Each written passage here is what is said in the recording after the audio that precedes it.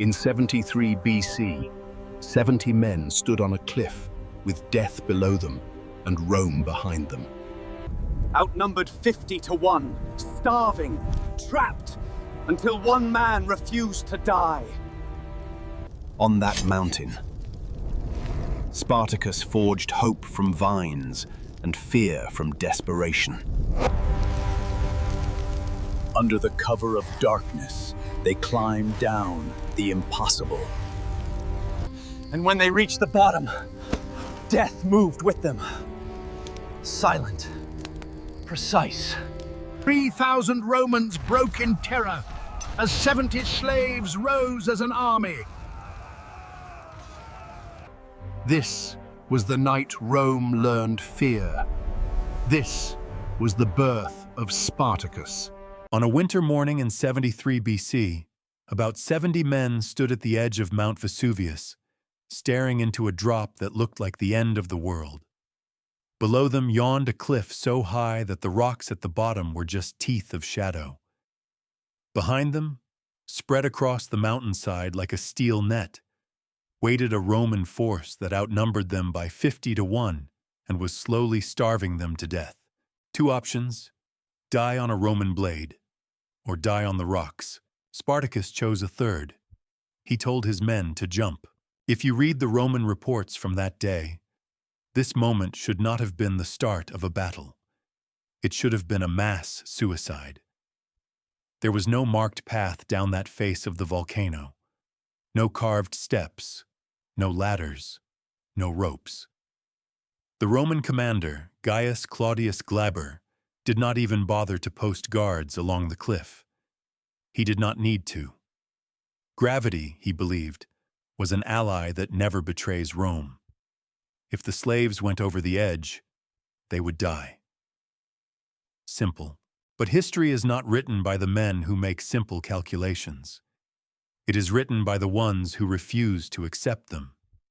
When Spartacus and his followers went over that cliff, they did not smash into the rocks. They simply disappeared. By the end of this story, you will see how one man turned what looked like a suicidal leap into one of the most brilliant ambushes in military history. You will see the crude engineering trick that let a band of gladiators cheat gravity.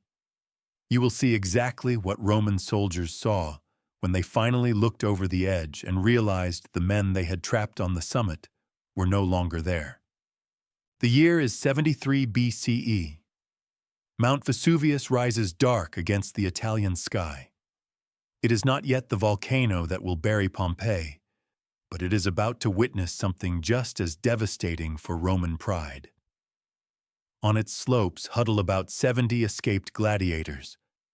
Around the lower paths, like a noose tightening with every hour, stand nearly 3,000 Roman soldiers. The rebels have almost no armor, no standard military gear. Many still hold the same crude blades they once used to butcher meat in the kitchens. Their last serious training came in an arena, not a battlefield. Below them, in the Roman camp, Claudius Glaber sleeps soundly in his tent. He believes dawn will bring an easy victory. His men block the only known path down the mountain. They command every obvious route of approach. The slaves are penned on the summit like animals waiting for the butcher. But as darkness thickens on the slopes of Vesuvius, something shifts among the gladiators.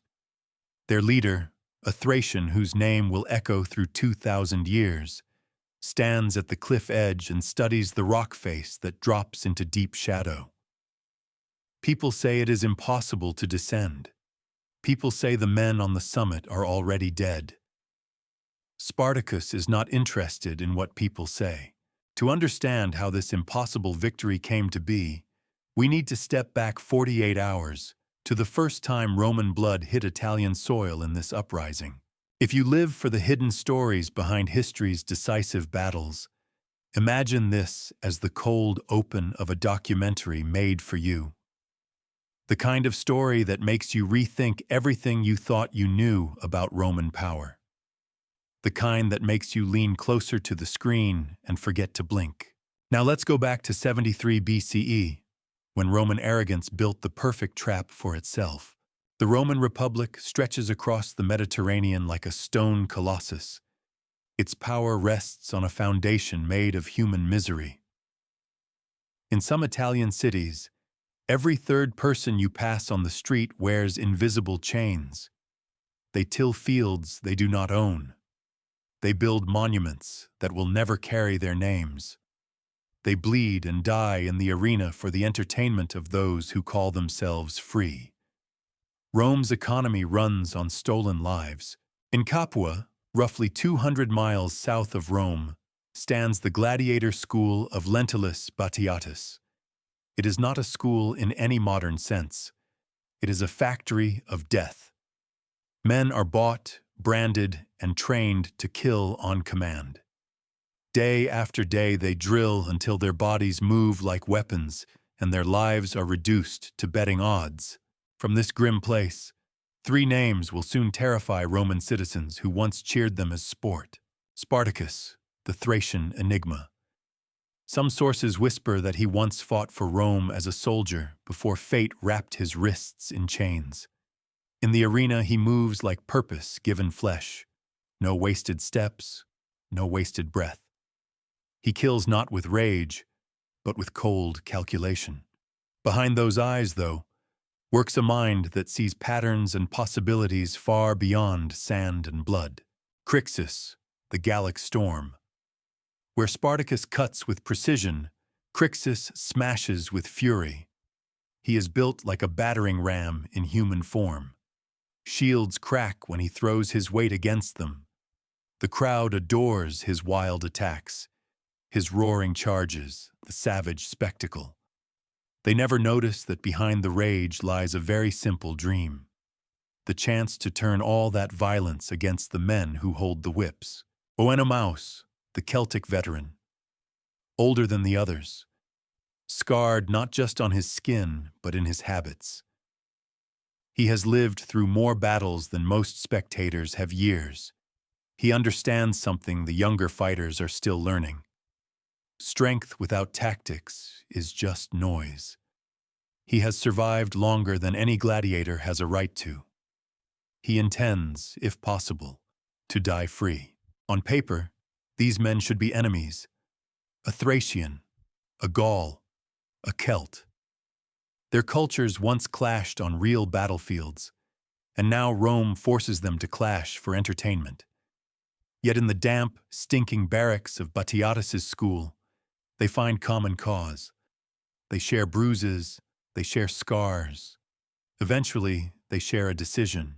The spark comes when Batiatus plans a special show. A grand event where certain gladiators will be sold off or thrown into staged battles meant to end in real death. It is the kind of spectacle that makes senators laugh and gamblers rich. For the men chosen, it is a one-way road. Spartacus, Crixus, and Oenomaus decide the road will go somewhere else. Better to die with a weapon in your hand, on your own terms, than bow to another cheer from the stands. The breakout that follows becomes legend. Around 200 gladiators grab whatever they can reach. Kitchen knives, cleavers, meat hooks, spits torn from roasting fires. The guards are not ready. Nobody expects the cattle to charge the butcher. In minutes, the impossible happens. Gladiators flood out of the compound and into the streets of Capua. Romans who once bet on them now scream and run. Not all make it. Many die in alleys, cut down by hastily armed patrols. By the end of the chaos, only about 70 escape the city and vanish into the countryside. But those 70 will shake the Republic. Here is where Roman arrogance begins to write its own doom. The Senate does not send hardened legions. Why waste elite soldiers on men who used to chop onions and scrub floors? Instead, they appoint Gaius Claudius Glaber, a praetor more comfortable in political debate than on a battlefield. They hand him almost 3,000 militia, citizen soldiers, shopkeepers and farmers in armor. Men hungry for easy glory against slaves who still smell like the kitchen. What happens next breaks every military expectation. Within days, word spreads like spilled oil on water. Gladiators have killed Roman guards. Gladiators have escaped. Gladiators are free. Slaves abandon farms, workshops, and households to join them. The band of 70 swells into several hundred. Soon, they approach 700. Each new arrival brings not just another pair of hands, but rumors, stories of Roman positions, weaknesses in patrol routes, fear in the eyes of men who once looked untouchable. Spartacus chooses not to meet Glaber on open ground, where numbers and equipment would crush them. Instead, he chooses Mount Vesuvius. At this point, it is simply a brooding mountain of volcanic rock, its slopes cloaked in wild vines and dense brush. Locals avoid certain sections, muttering that the gods sleep uneasily in its caves. The mountain rises from the plain like a clenched fist. The lower slopes are tangled and difficult, but the upper reaches end in bare, sheer faces of stone. Most crucial of all, there is only one narrow path to the summit.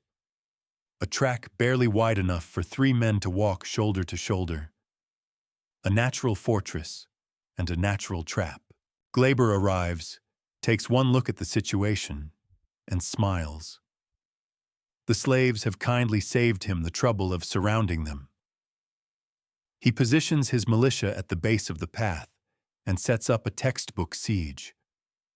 Why risk casualties climbing uphill into desperate men when thirst and hunger will do the killing for free? His engineers estimate that the rebels have perhaps 3 days of water, maybe a week of food if they ration hard. Let them eat grass, Glaber is said to remark. We will collect what is left when they can no longer lift their kitchen knives. What he does not notice is what happens while he waits. Every night, more slaves slip through the woods like ghosts. They climb the hidden tracks to the summit. They bring news of Roman watch rotations and supply lines. They bring anger. They bring hope. The group on the mountaintop grows. Spartacus drills them with arena discipline. Crixus hones the strongest into heavy hitters. Oenomaus teaches them to move in small groups, to think like units instead of panicked individuals. Yet everyone can see the numbers on the invisible chalkboard. Hundreds of half-starved men cannot break through almost 3,000 soldiers, holding the only road down. On the slopes below, Roman fires bloom each night like a careless constellation. Glaber's men relax. They throw dice, drink wine, and talk about the rewards they will claim after this easy campaign. They have built what looks like the perfect cage.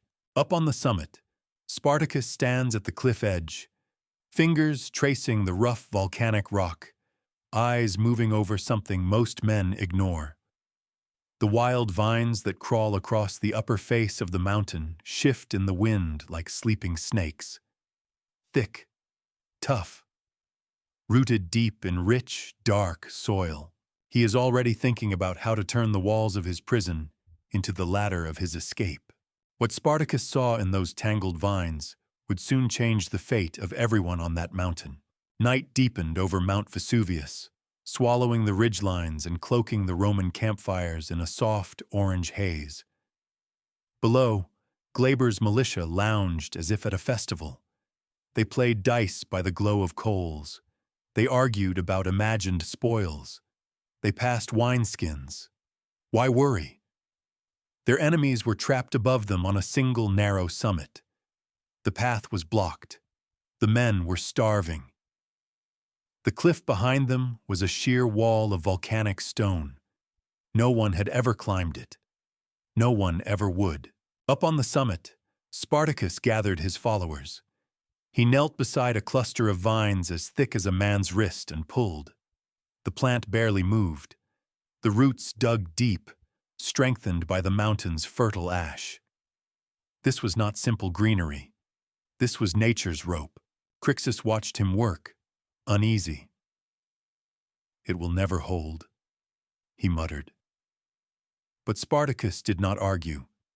He simply wrapped another length of vine around a boulder and leaned his weight against it. The vine held. Experiment became labor. Labor became a plan. Groups of gladiators cut vines with whatever blades they had. Kitchen knives, old practice swords, jagged metal taken from the few Roman scouts they had ambushed in the early days. Others stripped leaves and twisted the vines together, doubling and then tripling their thickness. Oenomaus barked orders, shaping chaos into an assembly line. Men who once fought for applause now worked for survival, building ropes that looked crude but carried the strength of many arms. By 2200 hours, the first rope lay coiled on the ground.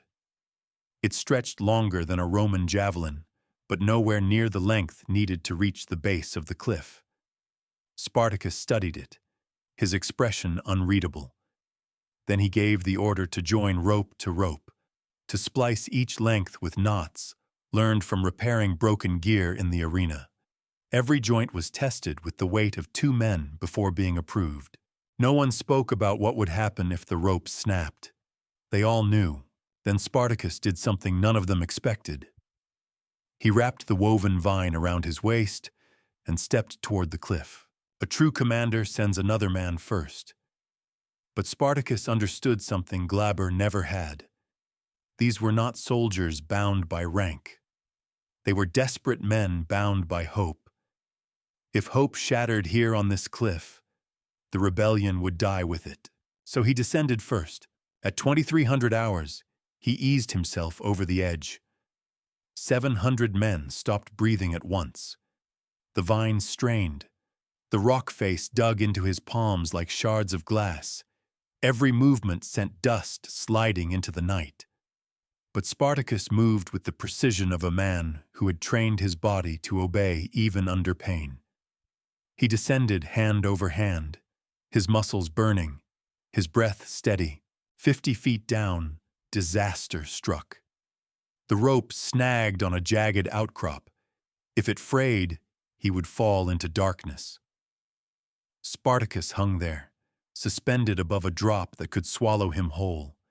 He tested the tension with tiny shifts of weight. Then he swung his body sideways, letting gravity carry him just far enough to free the rope. The vine groaned, but held. He kept going. 100 feet, 150, every inch a battle. At midnight, 0 hours, his boots touched solid ground behind Roman lines. The impossible had become real. He signaled upward with a whistle soft as a nightbird's call. Crixus grunted, grabbed the rope, and followed. His descent was not elegant.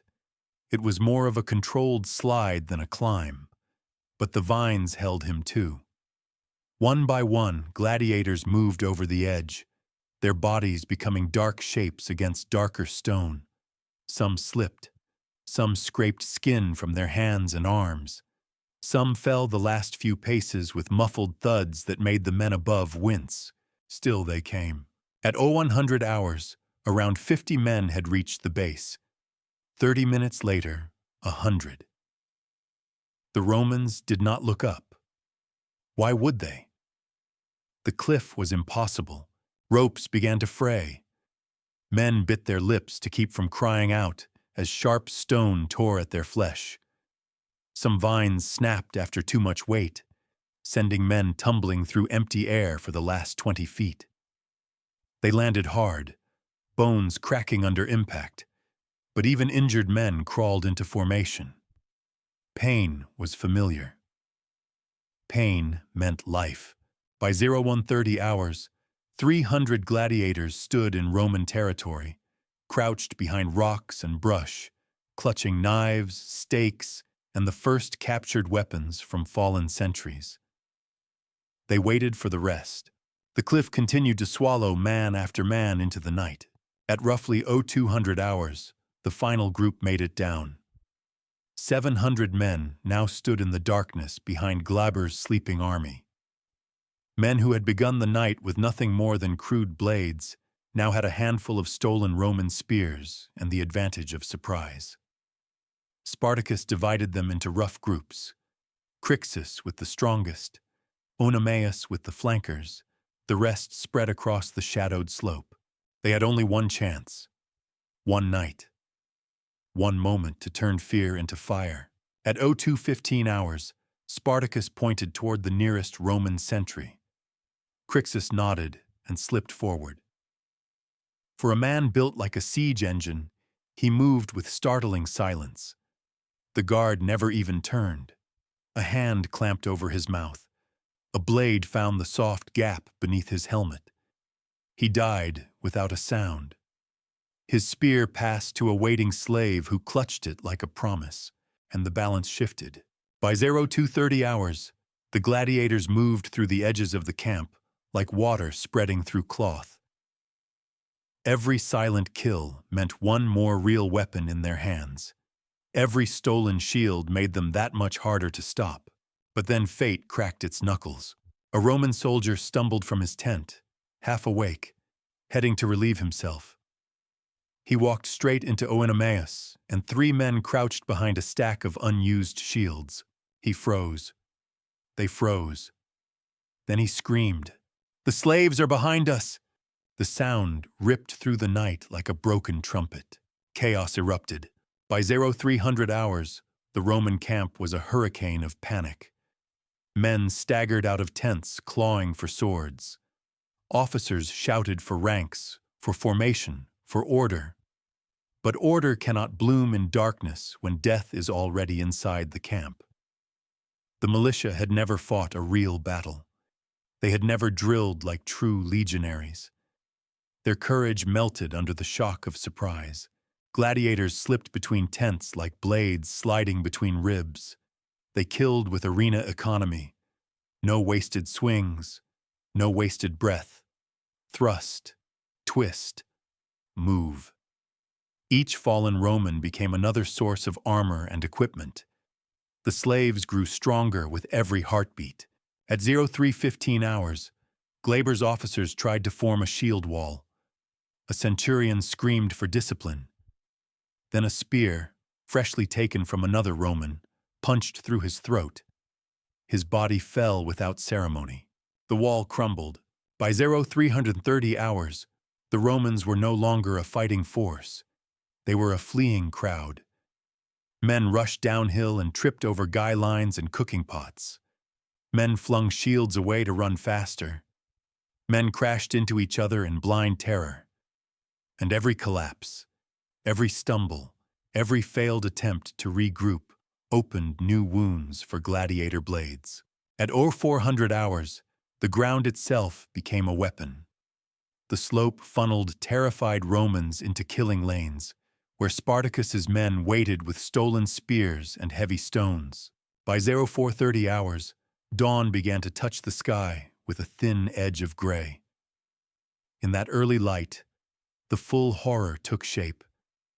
Everywhere Spartacus looked, Romans lay scattered across the slope, their armor dented, their faces slack in death. His men moved among the bodies with a cold efficiency, stripping gear, checking wounds, hardening into something new. They were no longer starving slaves. They were no longer fugitives. They were an army. At 0500 hours, the final survivors, fewer than a handful compared to the wave of men who had marched up this mountain, stumbled away into the plains, carrying news that would soon shake every corner of the Republic. And as the sky brightened over Mount Vesuvius, Spartacus realized that the impossible had not only been done, it had been survived. What happened after sunrise would push the rebellion far beyond anything Spartacus had planned, and it began with the cold silence of the battlefield. As the first full light rolled over Mount Vesuvius, the scale of the Roman disaster became impossible to ignore. The entire slope below the summit was littered with bodies. Roman gear glinted faintly in the new sun. Broken spears lay scattered like snapped twigs. Abandoned shields lay half buried in ash and dirt. The wind carried the faint rattle of armor as the last few dying men shifted in the dust. The gladiators moved among the fallen with grim discipline. They stripped breastplates from stiffening corpses. They took sandals, helmets, belts. They tore cloaks from officers who had once treated them like animals. The stolen equipment transformed the group with shocking speed. A young man who had escaped Capua in rags now stood in a gleaming bronze helm. Another, once beaten for dropping a water bucket, now carried a Roman shield in his left hand, a gladius in his right. There was no shouting, no cheering. They worked with the calm of men who suddenly understood that survival depended on speed, not celebration. Oenomaus walked the lines, assigning gear according to skill. If a man had once trained as a myrmidon in the arena, he received heavier armor. If he moved lightly, like a retiarius, he took the curved shields of the fallen and armed himself with spears. Everyone carried something, even the wounded. No tool, no strap, no fragment of metal was wasted. By 0530 hours, nearly every gladiator stood armored from head to foot. And for the first time since their escape, they truly looked like soldiers. But the transformation carried a cost. As Spartacus surveyed the field, he realized that killing 3,000 militia was more than a tactical victory. It was a message written in blood, a message Rome would never forgive. At 0600 hours, the first survivor reached the nearest outpost. His voice cracked with terror. He babbled about shadows descending from the cliffs, about rope made from living vines, about men who fought like spirits raised from the underworld. His story traveled faster than he did. By midday, runners brought word to nearby estates. By evening, towns whispered that the gods had blessed a band of gladiators. Fear magnified every detail. Men said Spartacus could not die. They said Crixus ate fire. They said Oenomaus walked through blades as if they were smoke. For slaves across Italy, the news meant something else. Rome could bleed, and once that idea took hold, it spread like fire through dry grass. Within a day, a few dozen slaves abandoned their masters and headed toward the mountain. The next day, it became a few hundred. By the end of the week, a river of desperate people flowed toward Spartacus's camp. They came from fields, kitchens, vineyards, stone quarries. They carried hope in their eyes and nothing in their hands. Spartacus watched the crowd gather with a heavy heart. This was not the army he had imagined. He had not planned to lead thousands. He had not planned to provoke Rome into open war. His victory on Vesuvius had been an act of survival, not ambition. But now the crowd kneeling before him saw something else. They saw a leader. They saw a man who had walked through an impossible night and emerged stronger. Crixus welcomed them with fire in his voice. "These are our brothers," he said. "They want what we want." Oenomaus studied the newcomers more cautiously. He knew that numbers alone did not make an army. Too many mouths, not enough weapons. Too much hope, not enough discipline. Still, Spartacus did not turn them away. He remembered the chains he had worn. He remembered the arena sand under his feet. He remembered the roars of Roman crowds. If he walked away now, he would be abandoning thousands to the same fate he had escaped. And so he accepted the burden of command. By the second week after the battle, the group had swelled from 700 to nearly 2,000.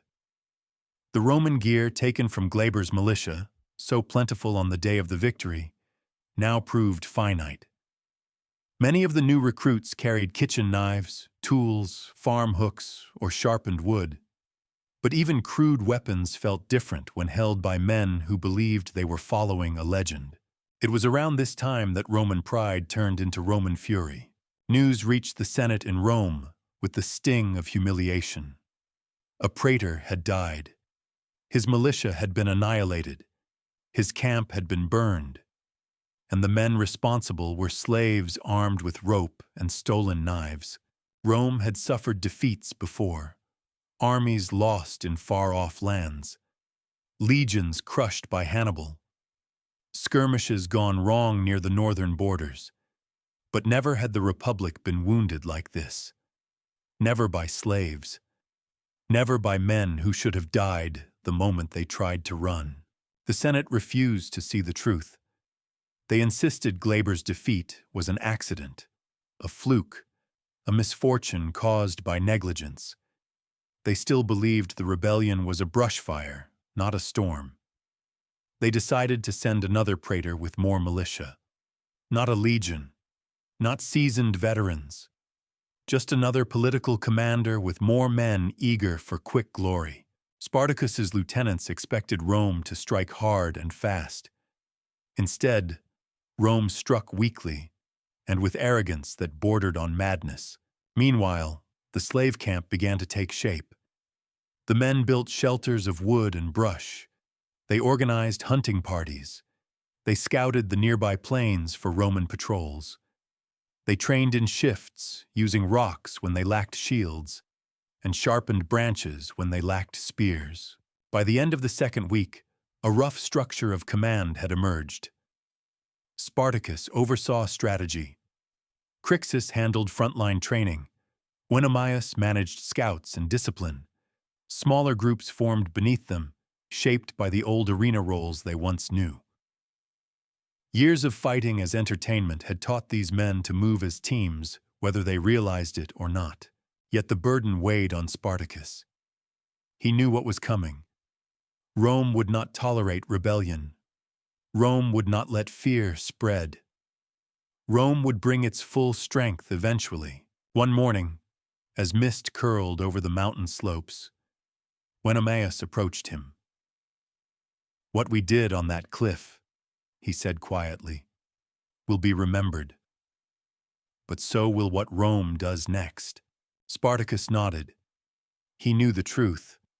They had won a night, but Rome would try to win the world. Still, he kept training. He kept preparing. He kept gathering food and scouting routes. He kept hope alive because he had seen what it could do. It had turned starving men into soldiers. It had turned rope into salvation. It had turned a mountain into a weapon. And it had turned a handful of gladiators into a force that now shaped the fears of an empire. What lay ahead would test them far more than the climb down that cliff. What came next revealed just how quickly victory can turn into a burden too heavy for any one man to carry. As days passed after the battle on Vesuvius, the growing camp of escaped slaves stretched across the lower slopes like a patchwork of fragile hope. What had begun as a desperate group of fighters was now a swelling mass of humanity. Old men from vineyards, young women who had fled Roman estates, children who had run from mines and mills, men with broken shackles still biting into their skin. Every path leading toward the mountain showed the same sight. Another small family clutching their few belongings, eyes burning with belief that Spartacus could save them. But the truth was darker. Spartacus knew that saving them would demand more than courage. It would demand supplies Rome would never freely give. By the third week after the victory, thousands gathered under his banner. The weapons taken from Glaber's force, helmets, swords, shields, had run out long before the flood of new recruits slowed. Many now trained with sticks or stone blades. Others carried the rusty tools they had used in Roman kitchens or fields.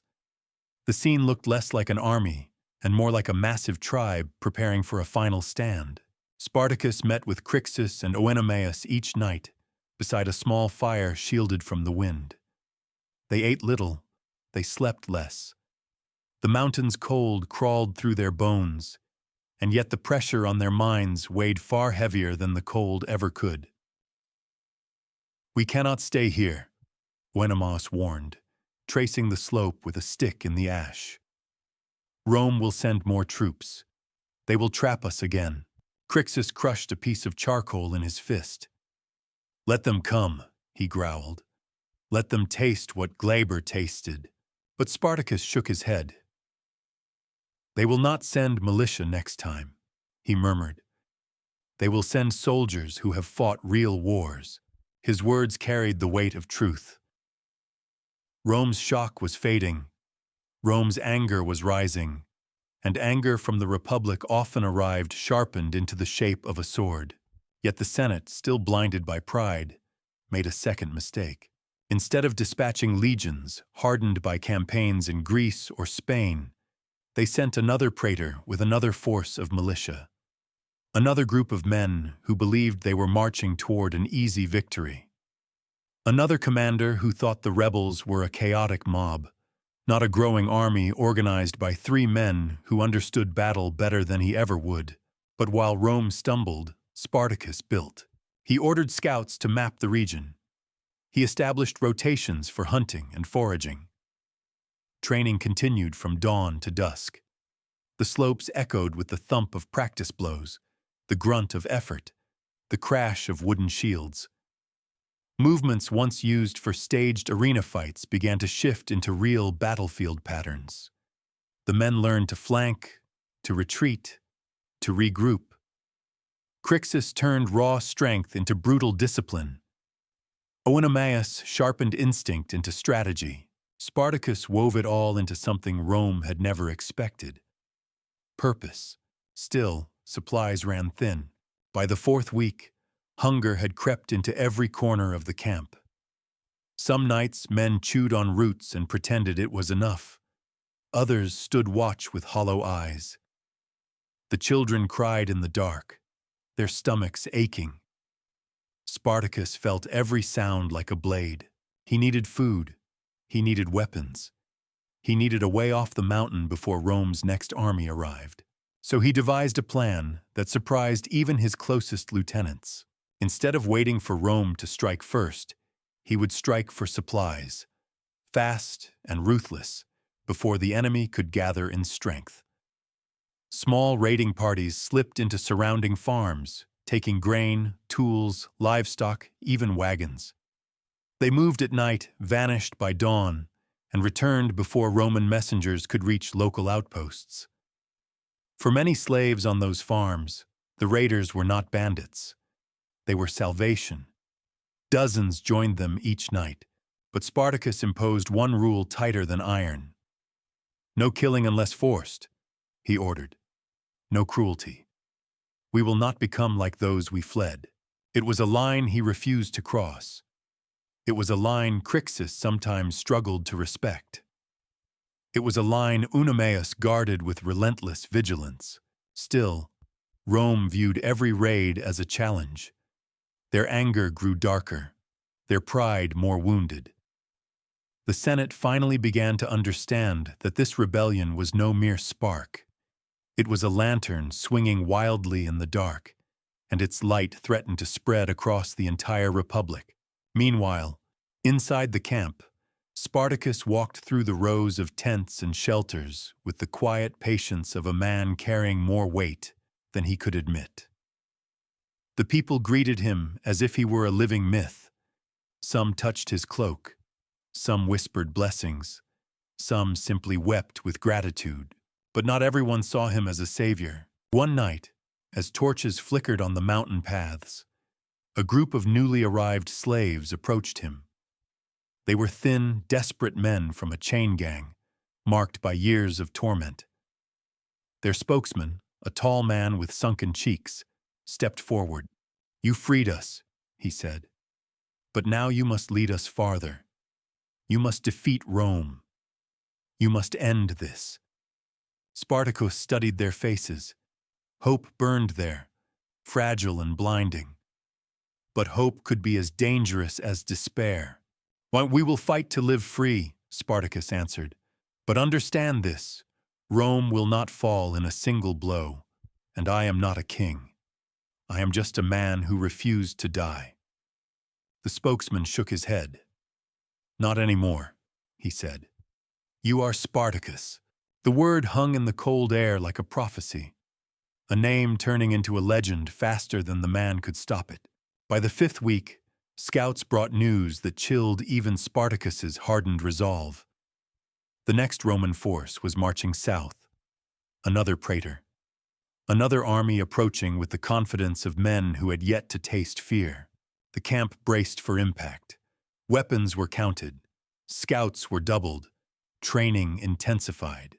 But Spartacus had learned something on the cliff that saved them all. When the obvious path leads to death, you find the hidden one. You carve it from the stone if you must.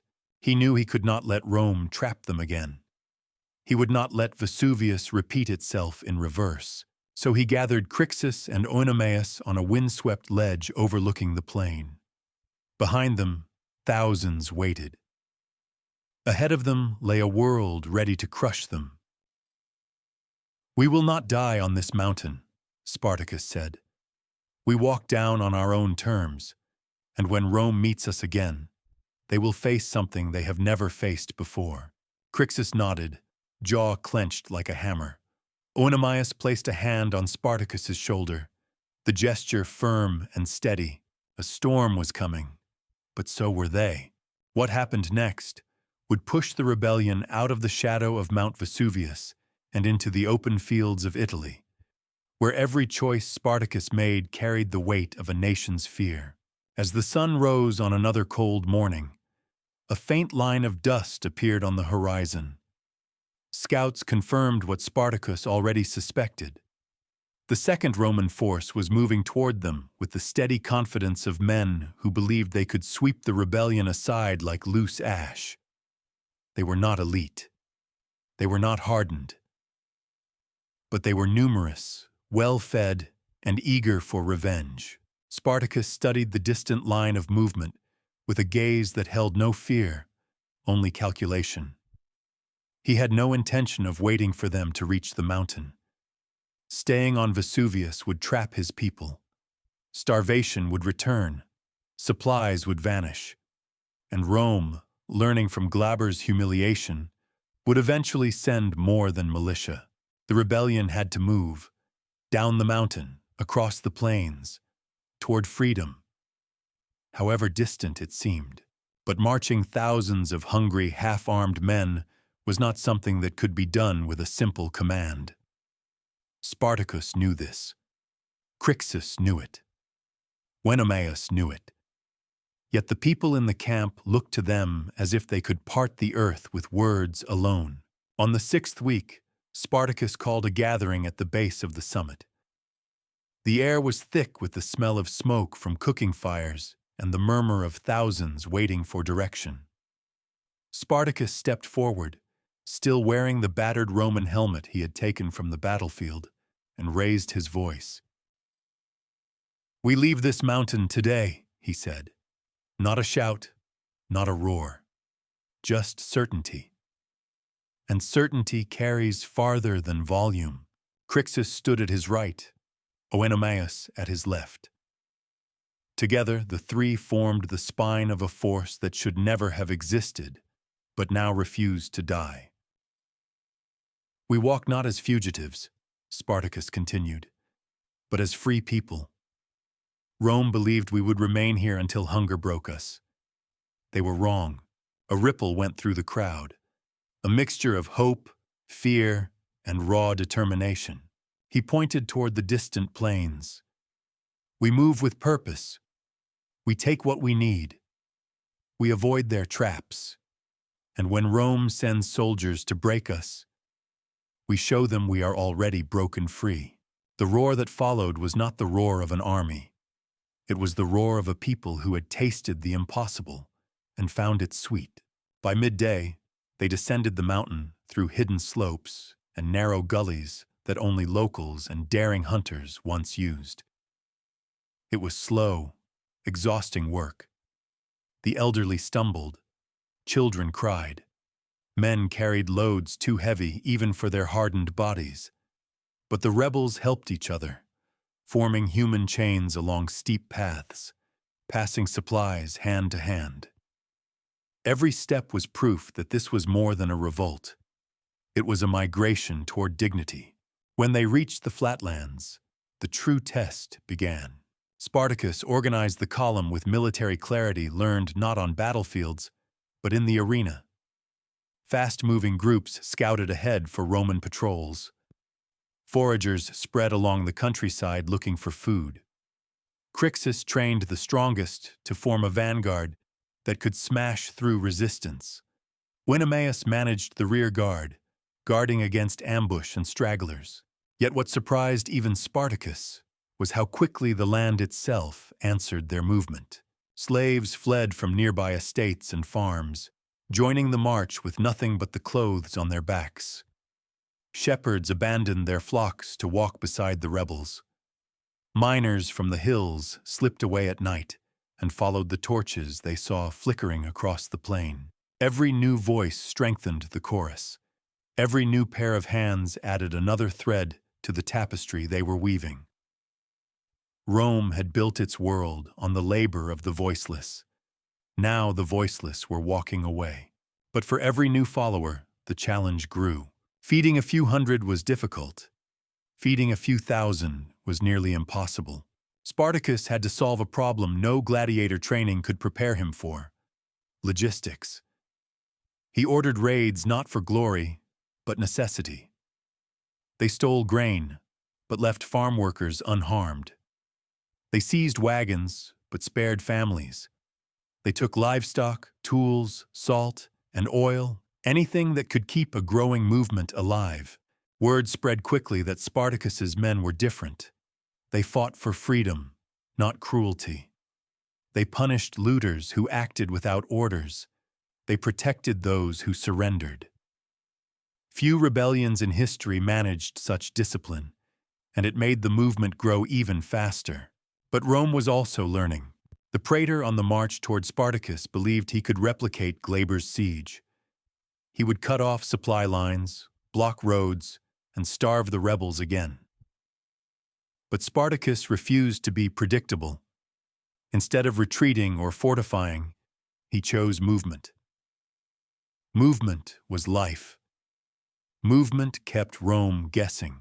By the time the Roman force approached the old Vesuvius site, Spartacus and his people were already miles away, weaving through hills and farm roads, building momentum with every step. Yet destiny has a way of circling back. Rome's second army eventually caught sight of the rebel column near the lower slopes of a forested ridge. They expected panic. They expected retreat. They expected a disorganized crowd. They saw none of that. What they saw instead chilled their blood. They saw ranks forming. They saw shields lifted. They saw Spartacus riding at the center on a stolen horse, calling orders with the calm of a man who already knew the shape of the coming hour. In that moment, the Romans understood they were not facing escaped slaves. They were facing an army forged from cruelty, bound by shared suffering, and led by a man who had already turned the impossible into a weapon. As the two forces drew closer, Oenomaus approached Spartacus and spoke under his breath. "You know they underestimate us again." "Yes," Spartacus replied, "and we will use it again." He raised his sword. The rebels steadied themselves. Crixus exhaled like a bull ready to charge, and across the field, the Roman commander gave the order to advance, still believing this battle would undo the humiliation of Vesuvius. What happened next would prove how wrong he was. If you want part 6, tell me to continue. What followed on that ridge would show Rome, again, that its pride was far more fragile than its armor. The Roman line advanced with textbook confidence, shields locked, spears leveled. A wide front meant to sweep aside anything in its path. This commander believed he was facing frightened fugitives clinging to scraps of hope. He believed formation alone would win the day. He believed the shame of Vesuvius could be erased in a single charge, but Spartacus had learned too much to allow that. As the Romans closed the distance, he watched their steps, the tilt of their shields, the angle of their spears. He had fought soldiers in the arena. He had studied their movements, their rhythm, their habits. He knew when a line was strong. He knew when it was brittle.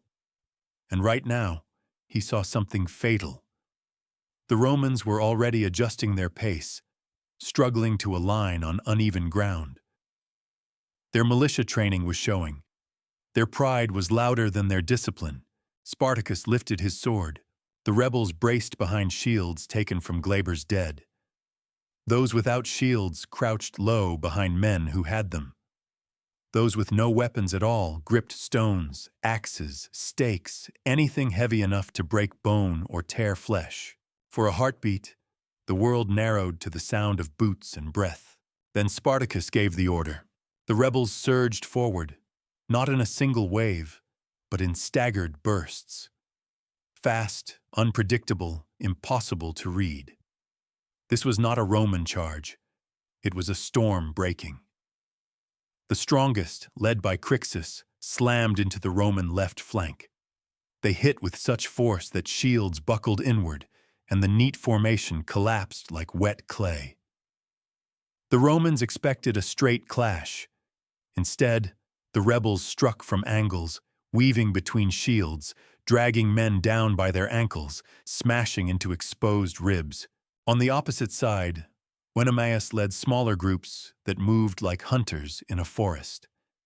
They darted in, struck quick, and vanished behind the heavier fighters. Roman militia, trained to fight in tight formation, could not adjust. Their discipline cracked. Their cohesion dissolved. In the center, Spartacus waited, just long enough for panic to spread. Then he drove his corps forward. The Roman commander shouted for order. He tried to rally his men. He tried to pull them into a tight block, but he was too late. The sound of panic spread faster than his voice. The front ranks folded backward. Men tripped over each other, spears tangled, shields slipped from sweaty hands. And when a single Roman stumbled and fell, the line behind him wavered. That was all Spartacus needed. He pushed straight through the gap. Combat collapsed into chaos. One rebel leapt onto a Roman shield and drove his blade downward. Another ripped a spear from a falling soldier and pivoted into the next rank without losing breath. Men who had once entertained crowds with staged violence now unleashed every hidden instinct they had learned in the arena. Thrust, twist, step, pivot, strike. Efficient, deadly, precise. Roman militia had never faced anything like it. Within minutes, their line fractured into scattered knots of terrified men. Some tried to flee back down the ridge. Others threw down their weapons and begged for mercy. A few fought bravely, only to be swallowed by the tide of rebels who fought not for land or gold, but for a life stolen from them. And once again, Rome's arrogance turned into ruin. By the time the sun reached its highest point, the field belonged to Spartacus. The Romans lay in heaps where they had fallen. Their commander was found crushed beneath his own men, a victim of the panic he failed to control.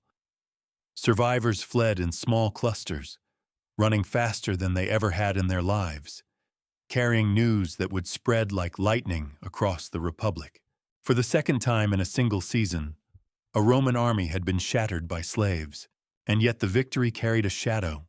As Spartacus walked through the aftermath, he felt the weight pressing down harder than ever.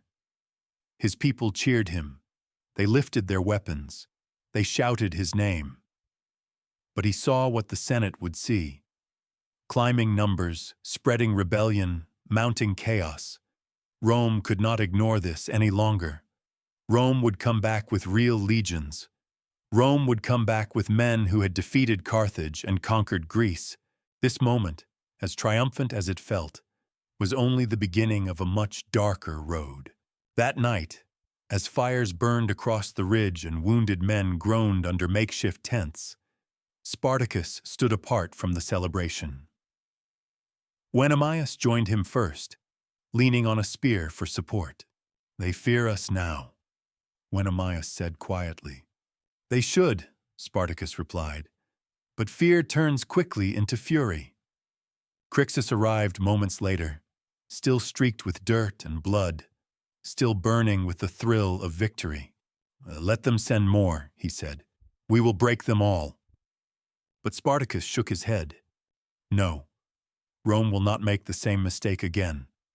They will bring legions, real legions, and we cannot meet them like this. Not yet. For a long moment, none of them spoke. The crackle of fires echoed across the ridge. The rebels sang in the distance. Children, who hours earlier had crouched in fear, now laughed as if the world had changed. And in one way, it had. Spartacus turned to his companions. We move north, he said, toward the mountains, toward a chance to slip beyond Rome's grasp. Crixus frowned, but he nodded. Oenomaus closed his eyes, exhausted but resolute. The decision was made. In the morning, the march would begin. A long, harsh journey that would test them in ways none could yet imagine.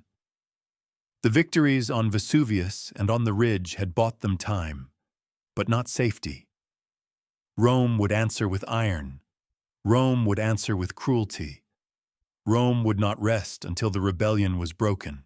But for now, on this night, with the smell of victory still fresh in the wind, thousands of freed men and women slept, knowing one truth. For the first time in their lives, they were no one's property. And they had carved that truth into the skin of an empire. Spartacus stood alone beneath the stars, eyes fixed on the dark horizon where Rome lay waiting. The impossible had been done. The war for freedom had only begun.